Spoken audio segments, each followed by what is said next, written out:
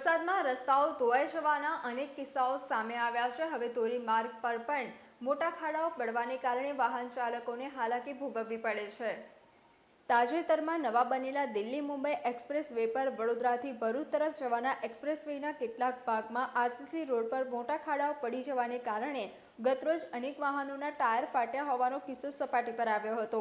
Express way સંપૂર્ણ રીતે ખુલ્લો મૂકવામાં આવ્યો નથી, ત્યાં તો રસ્તાઓ ધોવાઈ જતા તેની ગુણવત્તા પર સવાલ ઊભો થઈ રહ્યો છે।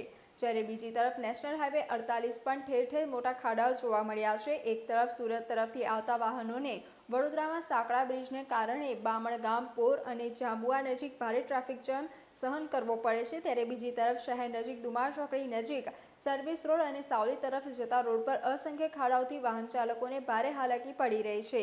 જાણે રોડ પરથી ડામર ધોવાઈ ગયો હોય તેમ ફક્ત રોડના ટેકરીઓ જ બચી છે, જેને કારણે રસ્તો ઉબડખાબડ થઈ ગયો છે। નેશનલ હાઈવે 48 પર વાહનોની સ્પીડ પણ વધારે હોય છે, એવામાં ખાડાઓ રોડ પર પડેલા ખાડાઓમાં વાહન ચાલકોના વાહનો તેમજ શરીરને પણ નુકસાન વેઠવું પડે છે। ટોલ ટેક્સ ભરતી પ્રજાને આવા ભંગાર રસ્તા મળતા લોકોમાં રોષ વધ્યો છે।